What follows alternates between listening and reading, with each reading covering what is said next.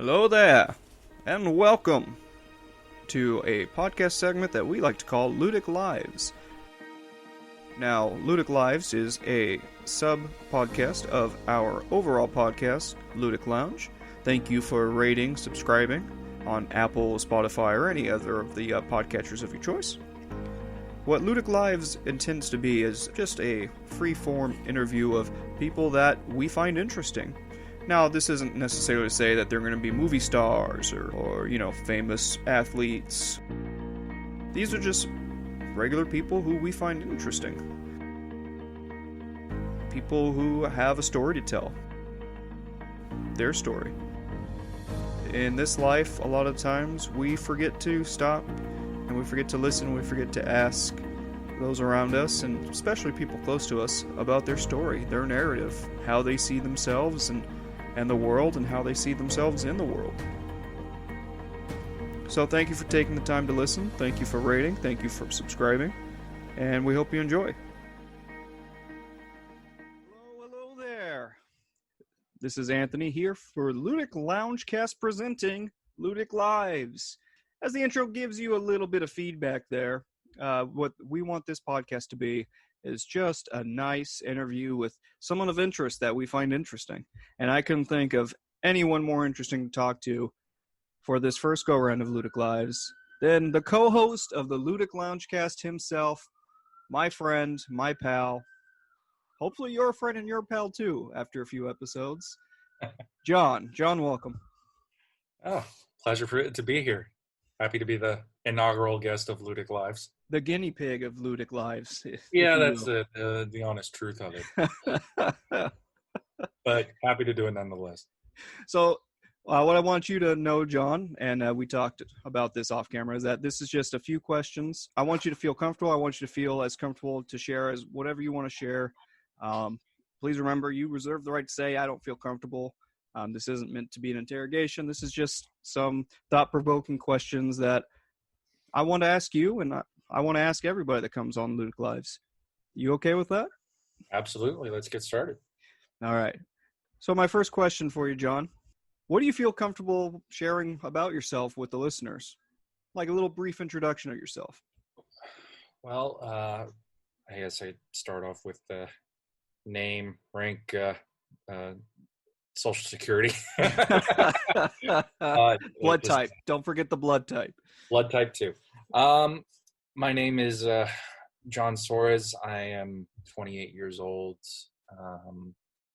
I have a Juris Doctorate, which is a fancy word to say I have a law degree. So I went through the ordeal of law school, and that is something that has been probably one of the most defining experiences of my life. And it's a tremendous privilege to say that it did have that kind of an impact. And that's something that, a lot of people would, it would color, be the envy of their eye.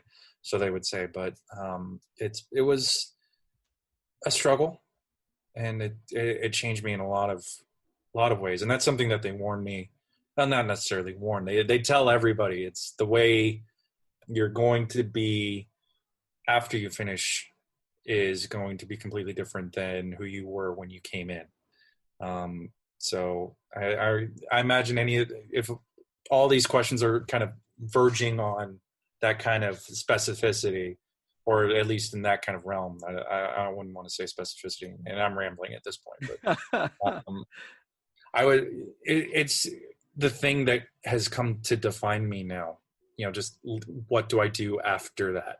And that's something I guess I would want people to know, is that, I'm still a work in progress. And a lot of that is because of things I learned in law school and had experience in law school. And in my perspective, John, honestly, with us just as human beings, I feel like we still grow every day. I feel as though we have to still take the time to learn something new about ourselves, about the world, about the relationships that we have in our lives. And that's what makes us human. I think we're all still working in progress. Yeah, I remember, that's a good mindset to have. And for a couple of years, that's kind of been where my head was. I think at a certain point it might have, drifted from that, but I always saw myself, saw the person who I was the day before, yesterday. Yesterday's me is an inadequate version of who I am today. And who I will be tomorrow is going to be a completely different person than who I am today. And they're going to be better in some aspect of it. And by it, I mean some aspect of myself. Somehow I'm going to be improved based on what happened in the day. And that's going to be something that the yesterday's me didn't have before. Yeah, no, absolutely.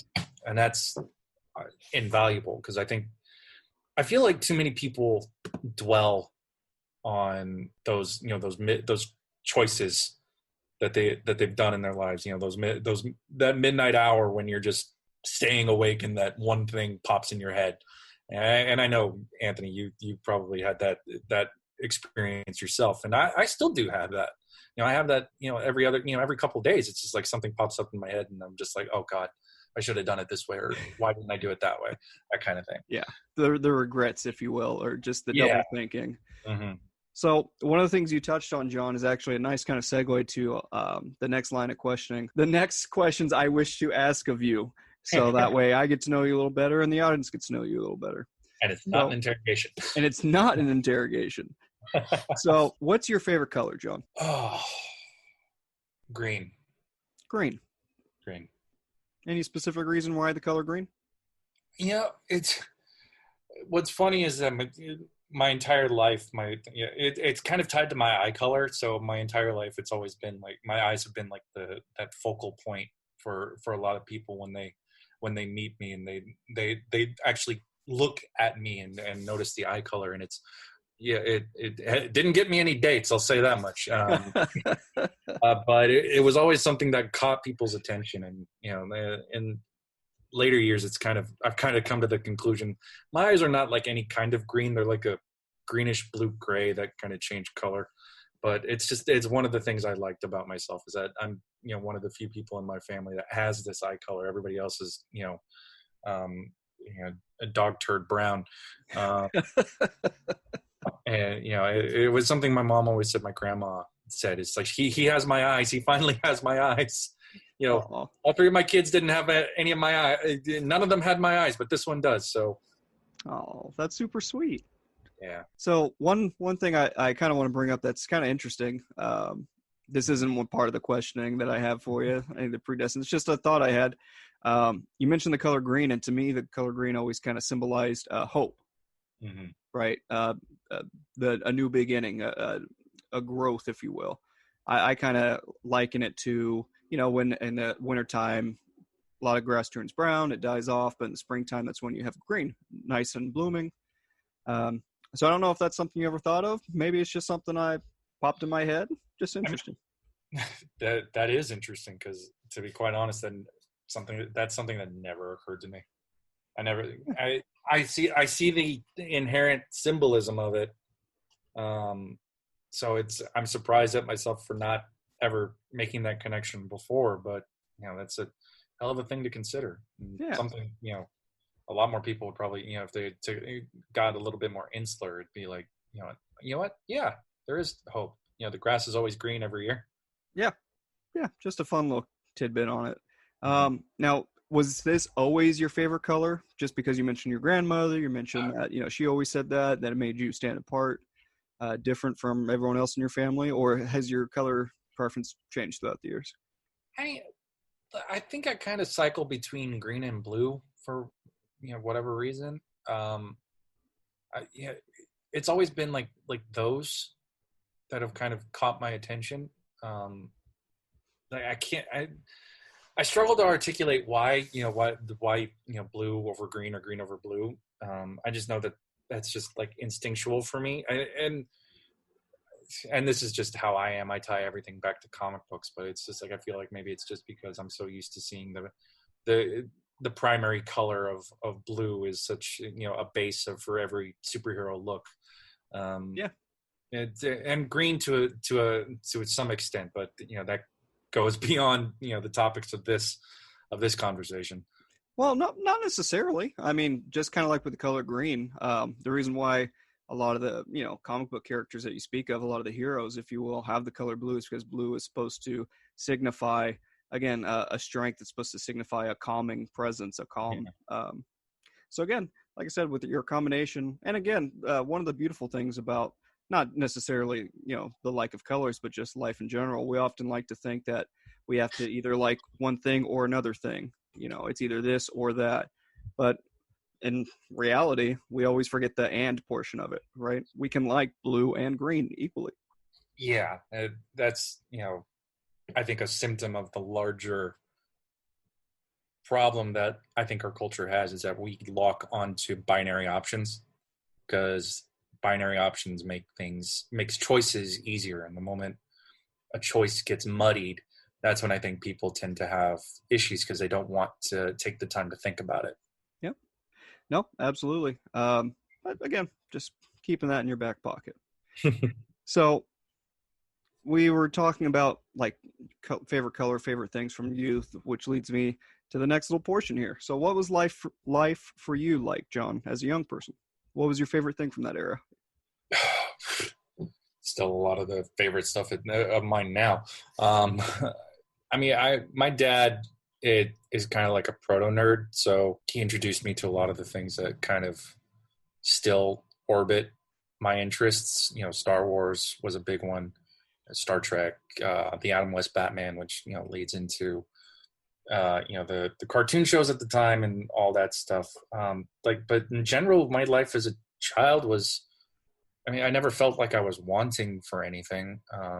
I was a shy kid. I was a quiet kid. I didn't really like, interacting with people that I didn't really knew or didn't really know. I mean, like my first, I mean, I think this is the case for every kid, but like that first day of kindergarten is terrifying because it's just, you don't know what exactly is going on. You just want to stay safe where it's safe. And eventually you find a way to get over that and you do make friends, but it was like, I never felt like it was the worst, but it wasn't like, I don't think you ever even comprehend that as a kid. It's just until it gets really, really obviously, clearly bad, and my life never got to that.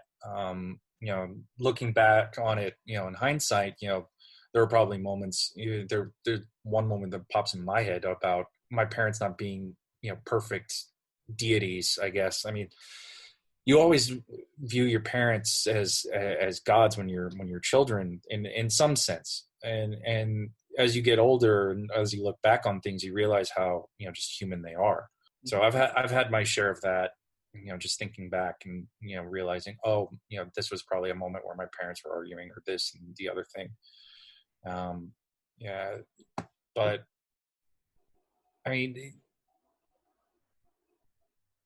I think the one thing I could take from my childhood is that I was taught to be compassionate and kind, at least when it came to me and my brother, but and with other people. And I struggle with, changes in perception about that. It's just like, sometimes you get into an argument with a an elder or a parent, and they tell you, I raised you to be X, Y, or Z, and the things that are coming out of their mouth aren't necessarily in line with what they're saying they taught you. And that's kind of been the thing that has been like from my childhood. It's just like, well, what were you trying to teach me back then? That's something that I've in the last like week I've wondered. Yeah. That was a very rambly answer. That's okay. What the point about this, John, is that this is a space for you. This isn't necessarily a space for me. This is just questions I always wanted to ask people I find interesting, people that I think never really take the time to have an introspective on themselves, because as we know, life is kind of a rat race. Life just kind of moves super quick, and the next thing you know, you're sitting in a quarantine. Yeah. Quarantine. So I just wanted to take this opportunity just to, again, it's up to you what you say, what you don't say. This is your space, man. And the other thing too is I wonder what my life would have been like as a kid had my family known I had ADHD. And I, as a result of law school, I was able to find that out, and I was able to kind of address that to some extent. But when I told my mom that, yeah, the doctor diagnosed me as ADHD, among other things, but that's not completely relevant at the moment. But she when I told her that, she said, you know what, that makes sense, considering how you were in school and this, that, and the other thing as a kid. So I wonder what would have been different had they had been aware of what my needs would have been as a child, had they known about it. I imagine things might have been a little different, but I don't know. I mean, it's hard to say. Yeah. I mean, hindsight's always 20/20, right? Yeah, that's the downside of it. It's you always know what you would have done after the fact, but in the moment is always a completely different thing. So I think whenever I do have kids, and I would like to, but that's still something to to see come whatever the future holds. Sure. I know that would be something I'd be considering for my own kid, but that's only because I got to experience it, and that's just the nature of life, like you said. Yeah. No, absolutely.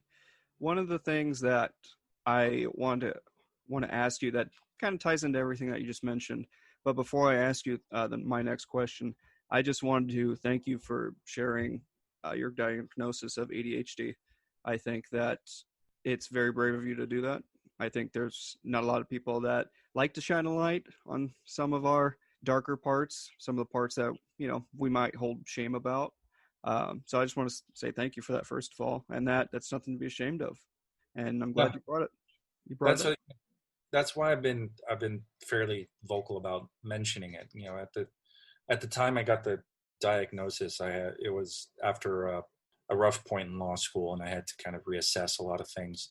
I was recommended to get tested because it would help me, on school exams, but I knew that there was more to it, so took a lot more therapy to figure out, it's ADHD plus ups and down and with depression, and I like to talk about this stuff just because I feel like it's, like you said, too much of the world and at least in the US, in my estimation, don't take mental health as seriously as it probably should. And you see, like, one example pops up in my mind is the TV show Bones frequently dismissed the psychologist on the show, the psychologist character, as being part of a pseudoscience.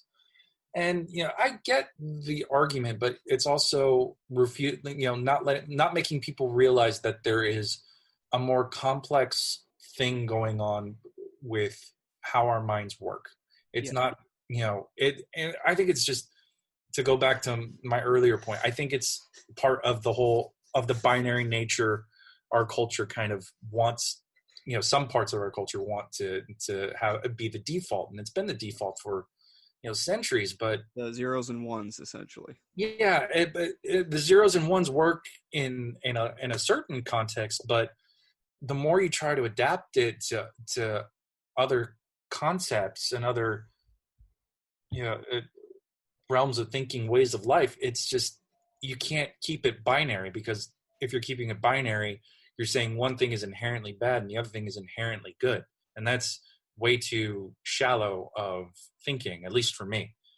No, absolutely. I agree with you on that. So just for the listeners that maybe got a little confused on that, when I mentioned the zeros and ones, that's kind of alluding to a certain code called binary code, which a lot of computers are made up of, computer programming. So a lot of the times, they mention, oh yeah, the zeros and ones, which essentially is just saying that, oh yeah, we're programming this machine to do this thing. Bringing that back to the humanistic side, or the humankind side, if you will, essentially, I was saying, John, like, yeah, we're not all robots, even though society at times kind of wishes we were in that little 0 and 1. But anyway, I digress on that. So you mentioned, John, in your childhood, some of the things you're passionate about was, Adam West Batman, Star Trek, Star Wars. that you actually liked those things, but they were your favorite things. Is that what you were passionate about, or are there other things that you remember being passionate about outside of that realm? I mean, yeah, it, honestly, it I feel like it always just circles back down to freaking Batman, because that was honestly, I think, the thing that consumed me, the one of the things that consumed me the most. And I think that the character led me to the bigger passion, which was just reading. So like, and Adam West show Batman begets the animated series Batman, which begets the finding the comic books that tie into that, and then learning, oh, there's more than just this, and then diving into Superboy, and you know and then dovetailing out of comics into fantasy novels, like one of the big ones, it's a fantasy novel, sci-fi novels. Like the big one for me, I think, that cemented it was, do you remember Animorphs? Boy, do I ever. Yeah. So, like that was like, I wasn't like a, a Harry Potter kid at first. I was an Animorphs kid. And that's what, that was the thing that caught my attention the most. And part of it was, the flip book part of it, with the whole, if for those who aren't really familiar with the books, I imagine they're still in print, but I looked at it recently. The covers are completely different, but Well, and I hope it is a shame, but I mean, it was the 90s. yeah, that's also very fair. It was the 90s. They need to update it. But they had to, like, the premise is these, kids get drawn into an intergalactic war and get the ability to shapeshift into animals that they touch. So one of the gimmicks to get kids to read it was that they would put the main character, who was the focus of that book, and whatever animal they were turning into, and would flip it. If you flip the pages, they can turn from human to animal and back. But which was super rad, by the way. yeah, for like a 10-year-old that, or 9-10-year-old back in elementary school. Oh, geez, that was the shit. But Animorphs begot a whole lot of other things, reading wise, because it started to become in essence like a challenge for me, just like, what can I read next? Like, I was reading like Robinson Crusoe and Dumas and the Three Musketeers and the Man in the Iron Mask and all these, like, what they consider the classics, at least from a white person's perspective. And these are just like, I don't think you would necessarily picture like a 9 or 10-year-old or an 8-year-old, reading those types of books. And, they would be going for the Harry Potters and, the Indian in the Cupboard. That was, the precursor. I think that was like that Indian in the Cupboard got me. And then Animorphs kind of cemented it for me, what the big passion, my passion of reading would come from, maybe that 1-2 punch, and then it went from there. And I haven't revisited Animorphs, and I don't have the books anymore, but they're adapting it into a graphic novel, so I'm very curious to see how it fits with me, almost 18 years on. No, I mean, I just want to touch upon something that I felt like you just kind of glossed over a little bit going on to your next point, but geez, John, I mean, at 8 years old to 10 years old, reading Robinson Crusoe and all of that, that's amazing, man. A little too much of a humble brag, I guess, on my end. But I mean, you ever have like weird moments where you're just like, somebody really complimented me and I don't know how to feel about it? Yes. This is going to be like a little bit tied to the ADHD thing, but it's a little bit of a story time too. So something my doctor mentioned is that the nature of my ADHD is that, if somebody made me take an IQ test, my IQ would be lower than it probably is, because I have the trouble with focusing. Among other things. So in reality, the simpler explanation of that is that, I am smarter than most people probably would assume. And I'm not trying to, I don't. The last thing I want to do is turn it into a look at me, look what I can do type thing. Yeah. I'd rather. I'm more comfortable being kind of behind the scenes and it being the the man with the plan than anything else. But I had this like moment in like a community college psychology class back in my hometown where I was doing like general education stuff, and it was like these presentations of speakers that I think the teacher or somebody brought in, and he was an older man, he was a former educator, and he was just, I don't even remember the complete circumstances. I just remember that he was describing things about people among the students, and he pointed at me and he was just like, you have the look of genius in your eye. And I was absolutely like I'm sorry, what?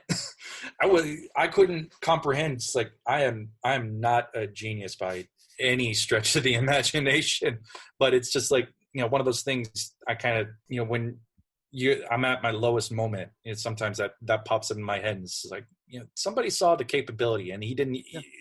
You only talked to him for like 2 seconds, so just keep pushing.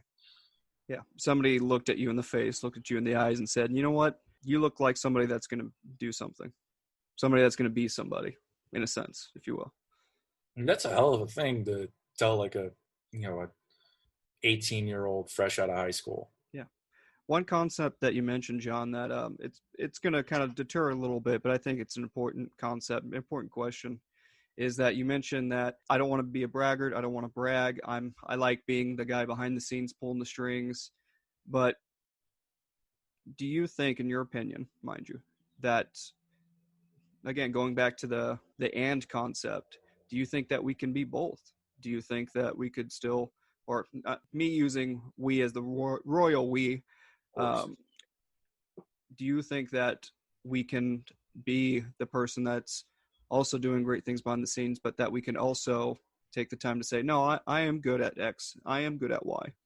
I think so, but I think that's so inherently a personal journey that I can't make a definitive yes or no.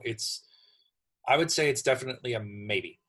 I think that you run the risk of, I hesitate to say it, but I mean, if you look at some people in the political sphere, they are clearly some people who think that they have more capability to deal with that field than they probably actually do.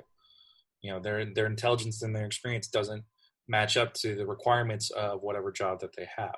And I think that comes from how we talk about intelligence and how it's perceived, at least specifically in American culture.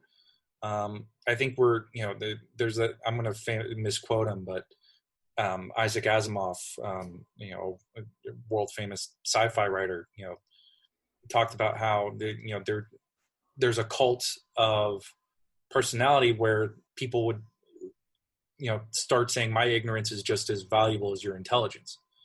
And I think that's kind of where we are right now, in that we put such a heavy weight on specific definitions of intelligence, but there's an equal force saying my lack of this version of intelligence is just as good, if not better.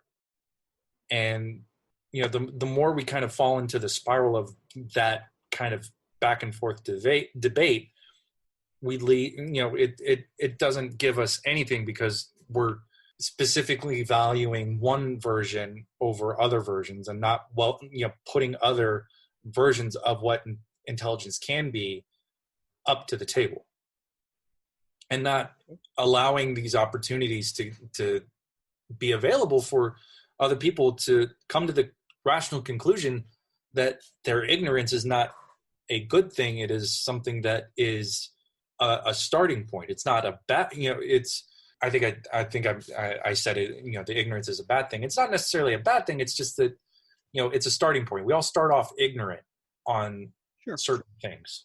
And, it takes time in a life and experience to come to new information and new experience and new knowledge, which creates new intelligence. So that's what I feel needs to happen. I don't know if it will happen, but that's just my off the cuff thoughts about it.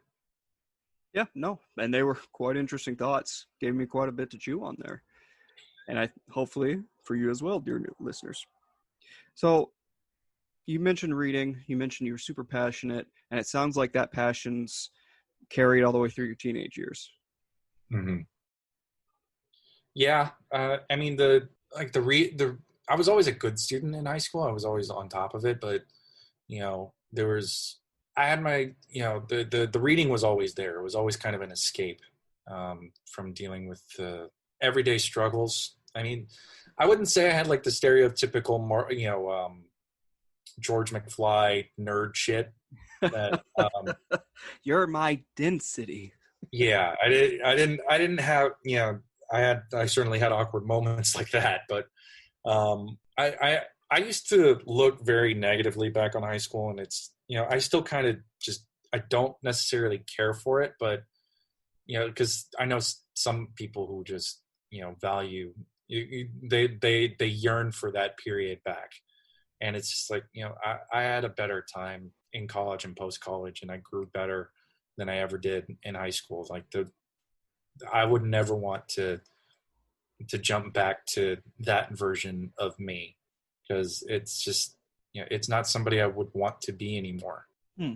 Would you say though that if it wasn't for John the teenager, you wouldn't necessarily be John the adult as you are now? No, I agree. It's an essential stepping stone, but I think that we also, and again, we as a societal there's too much weight on high school as the defining period, and I think part of that is just due to culture and pop culture, at least. I don't want to blame John Hughes and High School movie. And that's a dated ass reference. I enjoyed it though. I yeah, did. I know. But I think that pop culture and our families put so much weight on what you experience in high school as being the defining thing. And you're always kind of just riffing off of what you experience there. So and that's why I would rather just focus on what came after, because it's just like it happened then, I needed it then, but I don't need it now, and I've taken what I needed from who I was then and jettisoned what else I don't need. Okay. And it goes back to something I mentioned earlier. The me of right now is the best me I'm going to be until tomorrow, and that the me of tomorrow is always going to be something, I hope, better. The me of yesterday, I will take what I need, but it's yesterday. It's not right now. Would you say it's more so that you're honoring your past, but you're just looking towards the future? Or would you say that it's more of like shunning the past because you weren't the person you wanted to be back then? I'm going to give you the law school answer and say it depends. Spoken like a true lawyer. Yeah. And it does depend. Because I think a couple years ago, I would have said, yes, I am shunning it, because it's not something I tend to 100% look back on, enjoy. There are certain elements of it, but certain other things I would rather leave in the past. But now it's honestly more a combination of those two choices. And it's just like, there are things I will leave in the past and things I will take with me. And if I need to go back, I'll deal with it when it gets there. But until then, it's take what you learn, press on. Sure. Onwards and forwards to tomorrow. Exactly. So what did you want to be as a teenager, John? As a teen? Yeah. And by teen, I mean, 8th grade. So what, 12, 13, 14 to, 18, like that. I mean, I know it's a large gap, but that when I say teenager, I think, 13 to 18. That's kind of still your teenage years, or 17, I guess, because 18 technically you're an adult. And honestly, 17 is a little bit more applicable to me because when I graduated high school, I was 17. You young thing, you. Yeah, I know. It sucks. When I was like in middle school, I always wanted to be a writer. Like, I wanted to tell stories. And I tried my hand at it, and I don't even think I have much of the stuff I wrote back then. They might have just been like deleted out of frustration. I think the one thing I was thinking of came in college, but like I wanted to create. I wanted to do something that matched with the things I was reading at the time. I was diving into Lord of the Rings because that's the movies were coming out when I was that age. So that was in the forefront, rediscovering parts of Star Wars again, because you look at it one way when you're a kid, and then as you're getting older, you start to look at it in a different light, and you're starting to catch things more about what themes and motivations and character. When I got into, I was fair to be honest. Most of high school, I didn't really know what I wanted to do. I think it was still wanting to be a writer, but it was also coupled with I needed to be realistic, and that I had to have something to fall back on. So I instinctually I went lawyer, and that's something that kind of carried me through college. It was all about I need to get through college to get to law school, so I can get through law school and be able to take care of myself, and that way I can do the other things I would want to do. And that's something I think a lot of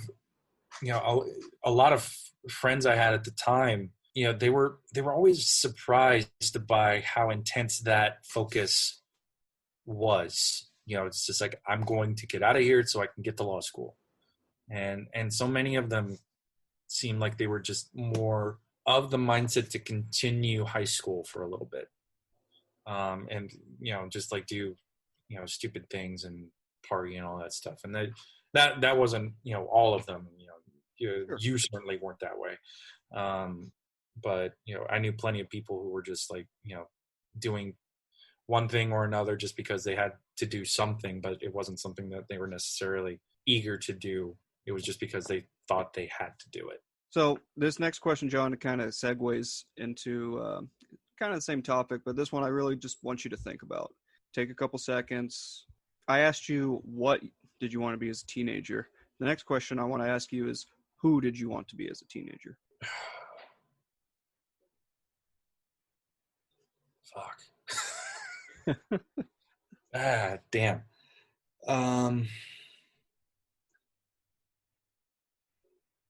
Is it like, honestly, I feel stupid saying Batman, but it was probably Batman.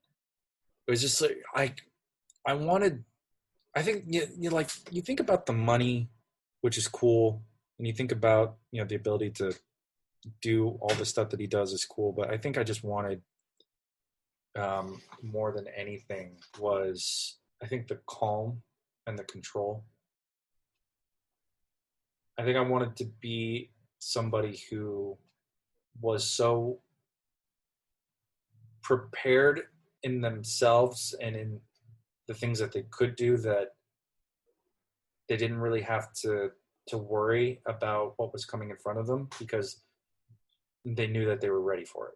Yeah, that's I think that's the honest truth. And I think if I'm looking at it from the perspective of me as the 28-year-old, that might be a little bit different. I don't think I would pick him per se. I think I would probably pick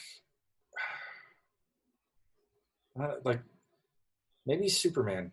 I don't know why, because it seems like he's just like, he's on the same level, but it's just a different approach on calm. More calm. People look towards Superman to always be that driving force in the world for good. Mm-hmm. Always able to run faster than a speeding train, jump higher. Yeah. But I don't think that's necessary. That's not what's the basis of my answer. And I think that at the core of it is that I just want to be able to say that I made the choice to be good. I think that's what it is. Because, every day I think people come up against choices. Mm-hmm. And you can either choose to do something good or choose to do something selfish. Not necessarily bad, because bad can be, bad is putting it back into the binary. Selfish can be good and or something else. You can be selfish in a terrible way, or you can be selfish in a good way. At least I think. But I think it comes down to choosing and hoping that somehow I was good. Yeah, I think there's a power in that. I think there's Mm-hmm. definitely a strength in that. Having the ability to know that I can choose to do my best to be a good person. And a lot of this is just based off of, we're recording this in the midst of a pandemic that has been amplified because of, and frankly, in my opinion, just negligence and choice. And it's the choice to do something or the choice to do not something. In that case, we're in this because people chose to do X, Y, or Z, whether it be stay at home and wear masks when they do go out, or just yell at people for doing that. It's just that's where I think a lot of my answer is coming from right now. It's just that I'm seeing people wrestling with choice, and it's not necessarily, in my opinion, a good choice. Okay. So I think that was a beautifully put answer as far as who and what you wanted to be from that younger John. So from that period of time in your life, John, what do you think, what stuck with you, if anything? What did you carry over to yourself right here, right now in 2020? From when I was Yeah, a that teenager. teenage, yep, that teenage years. Besides me, of course, since we've been friends since then. Yeah. What have I carried over? That's tricky. I'm not sure if I have a proper answer for that, to be honest.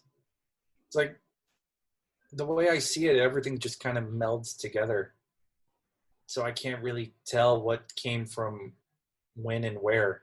I think if anything, I think the one thing I can pull from the high school era, or the teen era at least, is that the fascination with comics kind of got strongest there, and what that industry has done for me personally, at least,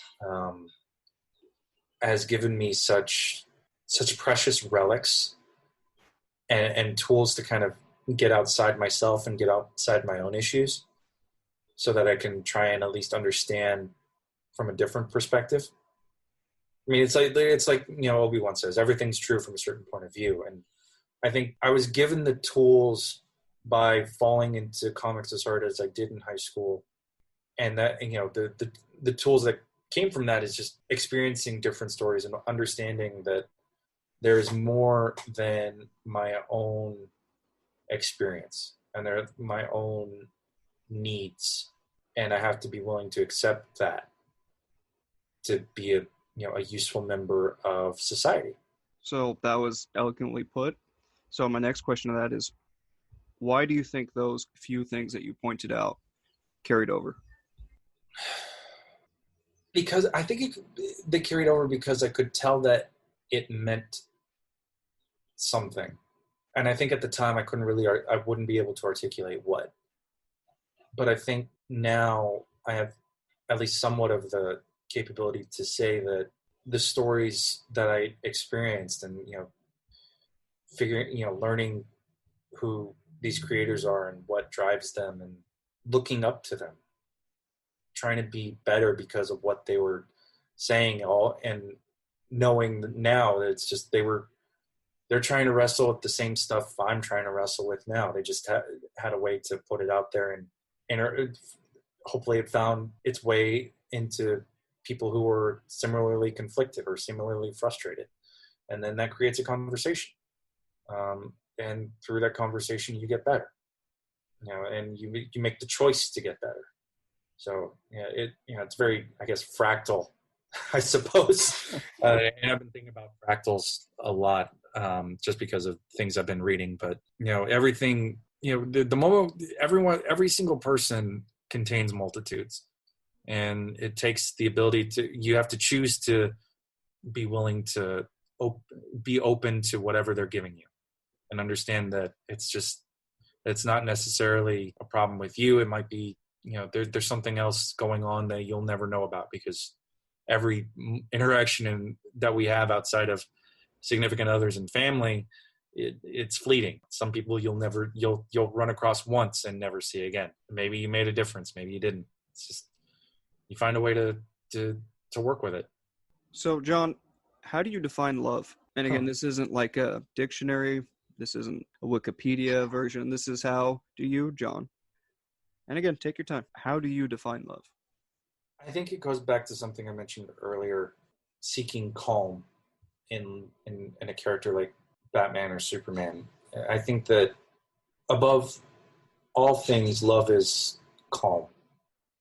Love is dealing with things, because every day brings something new and something different, and to be calm is to love it, or to be calm is to take the time to be willing to listen. And I think that's the chief thing is the stumbling back around to I think the actual point, which is just listening, being willing to listen, being calm enough to listen. That's what I think it is. So to you, love is yourself or someone willing to just hear you? Yeah, I think so. I mean, and again, if this is just a simplification, please feel free. No, I often think the simpler answers are are the best, because you can pull out a lot of things.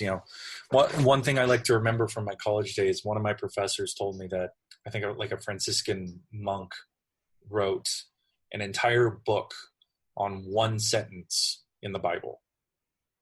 One sentence. Wow.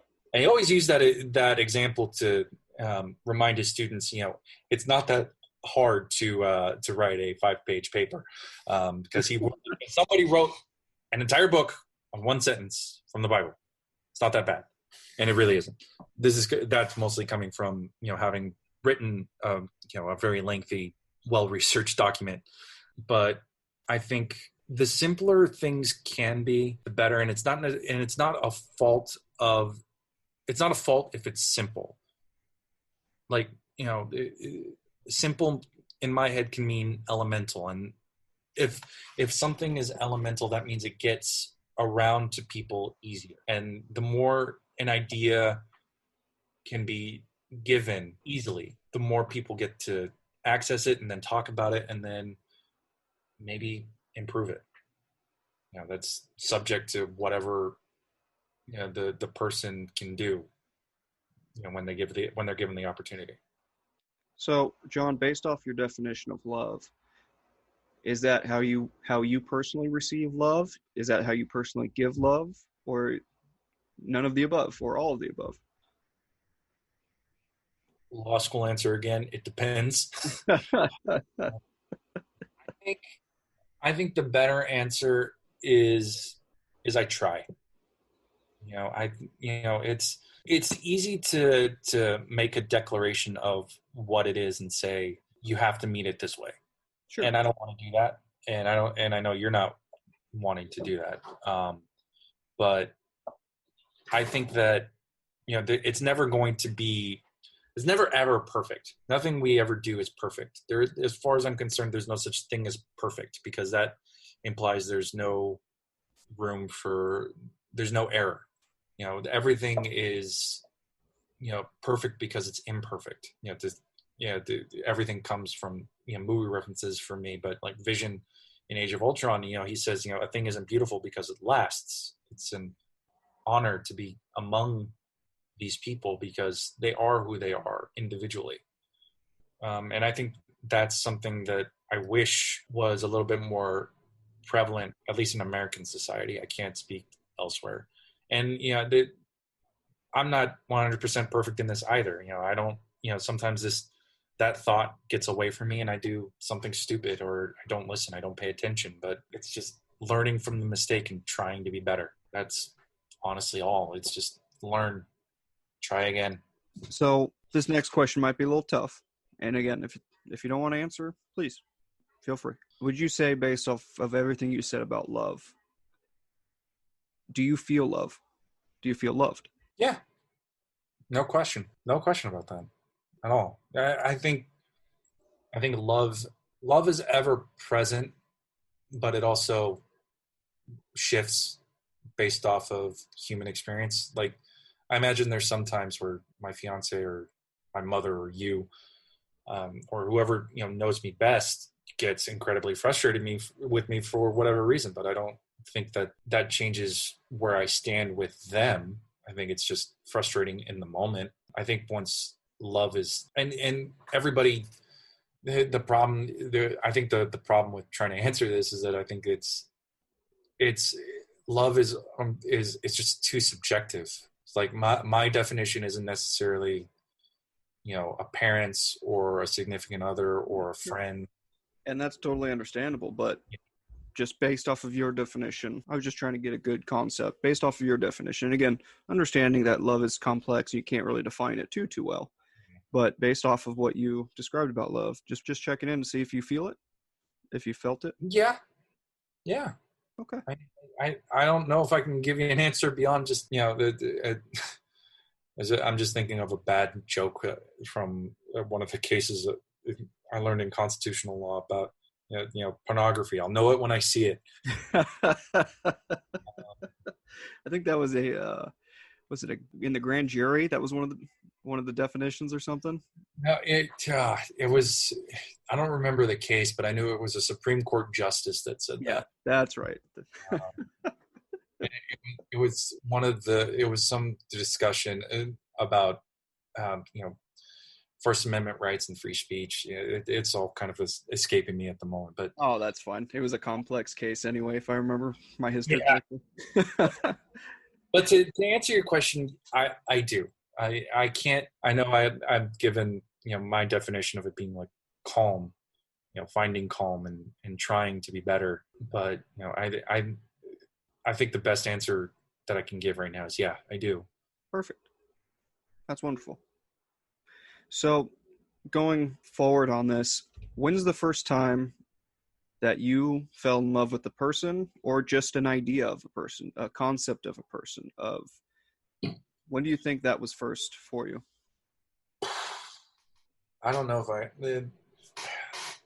I don't know. Like I don't want to get, to be honest, I don't want to get too much into my, my own personal side of it. Like, totally fair. So then what I'll ask you is, how did it feel? Again, you don't have to go into specifics, but in whatever moment you have pictured for that answer of the question I just asked you, how did that feel? Comforting, because it was, you're finding something that is going to stay with you. It's something that means something, and it's going to redefine you. Do you feel like that instance, or few instances that you had on the tip of your noggin there, do you feel like it shaped you? Do you feel like it defined you? Yeah, I certainly do. I mean, it's tough to get into specifics because, to be honest, it all blurs together. I mean, the memory is just a fickle thing. That's fair. So it's honestly hard to say, but I know I was comforted by it whenever it happened. But I can actually think of one, and it only, it just popped in my head because I kind of have one of the books near me. It's like discovering like the works of Grant Morrison, who was my favorite, one of my favorites, comic book writers. And I remember sitting in like a community college cafeteria just reading that book, and it was like one of the first big experiences I had with his work, and it was just like, I can't, like, I remember realizing this is somebody whose work is going to stick with me till the day I die. Like, this is somebody I'm going to follow until they're done. So what was it about the art, the work, that triggered that such strong emotion? The story itself was about how a villain was, and arguably this is just describing any Batman story. It's just that the villain is trying to break him down so that they can, and by him I mean Batman, they break him down so that they can win. But the book opens and closes with the words, Batman and Robin will never die. And it's about how no matter how difficult the struggle is, the obstacle, no matter what it does to you, there's a way through it, and there's a way to improve because of it. And what comes next is going to be radically different, but it's what comes next, and you have to do it, because otherwise you're just dying. That's beautiful. Very poetic. And it tends to be that way when it comes to Morrison. That's fair enough. Not perfect by any stretch of the means. I mean, that's something for the Loungecast when I do deep dives. But yeah, that's at least an answer to your question. So, John, when you daydream, what do you daydream about? And again, if it's too personal, totally fine. Flying. What do you mean? Yep, like I'm Superman. I'm just flying out somewhere else. Would you say that this particular daydream is like a flippant daydream, or is it like more of a reoccurring daydream? Honestly, more flippant. I mean, most of my daydreams are kind of just like that, where it's just like I want to be doing something else or something grander, I guess, or something. I think that it's more along the lines of what I daydream. That's honestly the first thing that came to mind is just pretending I'm Superman, just flying, doing something. Doing good. I guess so. Yeah. So we talked a little bit about this earlier on, John, and maybe it's just going to be a regurgitated answer, so just humor me. What do you define as a strength of yours? I would say, I guess I'm determined. It was one thing to get through college with the the mindset that I had, where it's like I need to get out of here so I can get to do the thing I wanted to do. And then it was another thing to deal with the struggles I had in law school, and they were big stumbling blocks that I had to do complete kind of resets on myself about, and had to reassess what I was doing, how I was doing things, and putting in the time and the work to figure out what I could do to be better.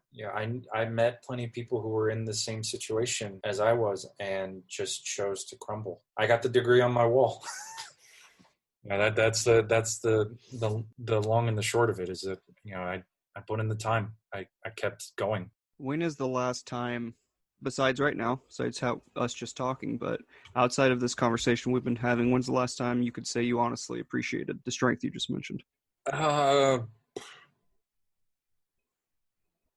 Probably when I graduated law school. When I walked across that stage, it was just like, I'm finally here after all of that, misery.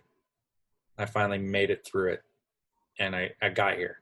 And I mean, you should have seen my mom's face afterwards. She was a puddle.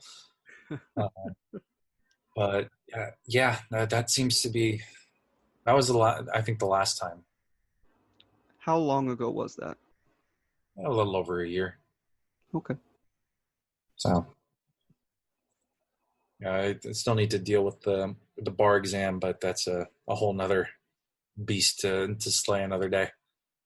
Why do you think it, from that point when you first appreciated the strength that you told me about a year ago to right now, why do you think it was such a long lapse? Because the bar exam. That's the upfront truth about it. The bar exam is no joke, and I didn't do enough to get through it, and it's just trying to figure out a way to get back up to the same level I feel I need to be to take it again. No, that's totally fair. So what's one thing that people would be surprised even people that know you close, close friends, close family. What's one thing or multiple things that people would be surprised to know about you? Like something I do or something I have, or like Yes, yes, and yes. uh, However you want to frame it. that is a great question that I'm having trouble finding an answer to. I'm not sure. I mean, I like part of me doesn't feel like I'm that spectacular or that, there's something about me that is the most impressive thing. I guess the only thing I could honestly probably think of is that I have a whole lot of knowledge about certain things that I can just pull out of my ass. uh, the one example that kind of sits in my head is that when I was in college, I transferred from a community to a 4-year, and the 4-year screwed me over on some units in the transfer. So I had to do some independent study to make up for the units. And the teacher I ended up doing the independent study with, I introduced him to some comics, specifically Morrison and some of the more elaborate comics that I had read from other people. And I asked him to write a recommendation letter for the law school, and something he mentioned was that I was able to create arguments and discussions focused contemporaneously. So just like in that moment, I could find an argument, find something that I can run with, give supporting knowledge for it, come to a conclusion, and it's an hour later and we've talked about everything that I wanted to talk about. To answer that, I guess that would be it. That is such a wonderful and precious gift there. I'm I a know little it's envious. it's something that in our personal life I've pulled out many a thing and our in our conversations both with each other and with our larger group of friends. So I guess that's the thing I could pin to the answer for that one. I think it was a great answer. So if money and education and all of that was out the window, so if that point was moot, what career path or paths would you choose for yourself? Like if I could do anything and money's not an option. Yeah, like you didn't have to worry about an education. You didn't have to worry about, like a specific degree. You didn't have to worry about, making a certain amount of income. I think I would be some kind of a writer. And that's the thing I know I want to do. Like a fiction writer or something. I just know I need to sit down and do the work for it. And I know that, it's not, people are still doing it even where money is an obstacle. So it's one of those things where it's just like the money's not necessarily an issue. There's a way to do it. It's just I haven't taken the plunge on doing it because I guess I'm probably just afraid. I suppose afraid of just putting the ideas together and not really thinking. I was thinking about this the other day. It's just like I don't necessarily know if I have anything original to say because it's just like I'm a white guy who's probably going to be referencing things he's come across before that was made by other white people. So it's just like, and I don't necessarily think there's room for the stories I would want anymore. And that's okay. It's just, I just don't know. So I guess a larger question that is just hard to answer because it's more existential and bigger picture stuff that I can't really figure out by myself because I'm just a small little dot in the scope of all things. No, very true. That's more of an existential question, sure.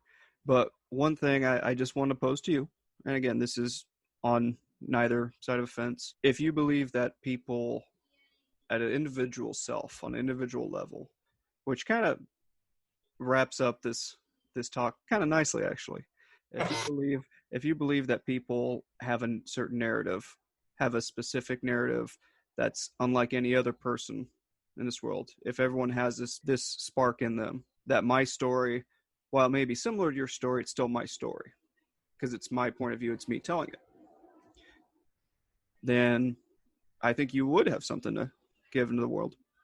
I think even though like it may sound very similar to some of those other white guy writers that you just referenced, perhaps that doesn't necessarily mean that it's not still original thought because it's coming from your head and not Tolkien or Sanderson or any of those other white dudes. No, I mean, I think that's the way to look at it.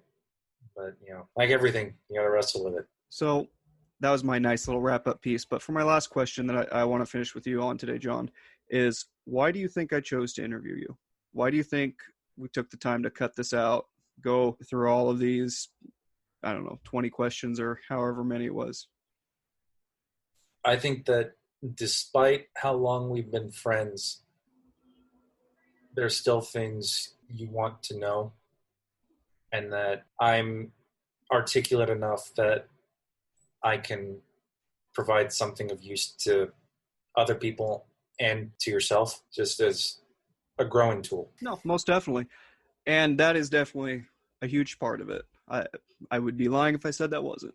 But I think, honestly, John, that you have such a beautiful narrative. You have such a beautiful story to tell about yourself.